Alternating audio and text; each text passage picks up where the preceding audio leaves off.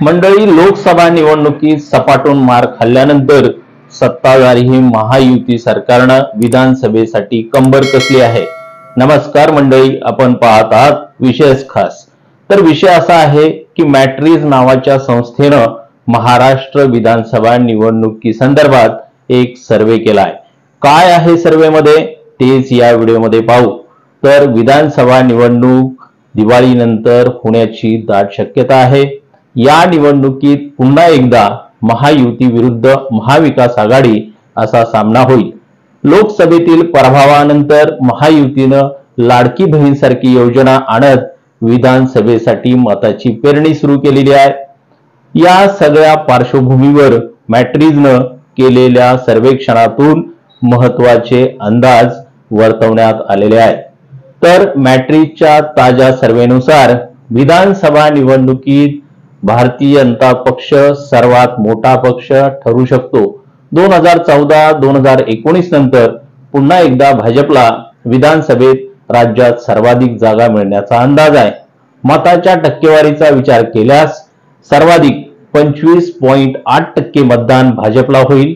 त्यानंतर 18.6% मतदानासह काँग्रेस दुसऱ्या स्थानावरती असेल। त्यानंतर ठाकरे सेनेला 17.6% तर शिंदे सेनेला 14.2% मतदान होण्याचा अंदाज आहे।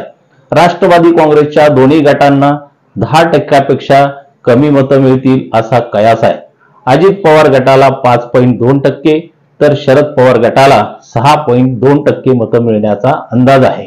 राज्याच्या राजकारणात यंदा प्रथमच 6 मोठे राजकीय पक्ष विधानसभेच्या रिंगणात पाहायला मिळतील। लोकसभेला अनेक जागांवर अतिशय अटीतटीच्या लढती झाल्या।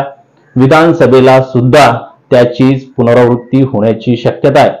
तब्बल 42 जागांवर अटीतटीचे सामने होतील असा अंदाज आहे। याचा अर्थ जवळपास 14% जागांवर अतिशय घासून निवडणूक होईल।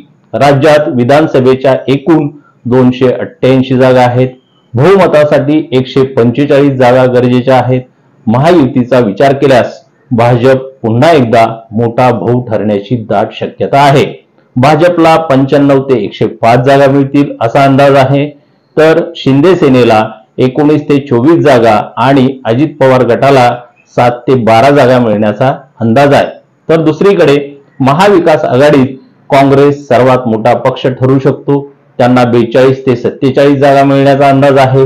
तर ठाकरे सेनेला 26 ते 31 जागा तर शरद पवार गटाला 23 ते 28 जागा मिळण्याची शक्यता वर्तवण्यात आलेली आहे।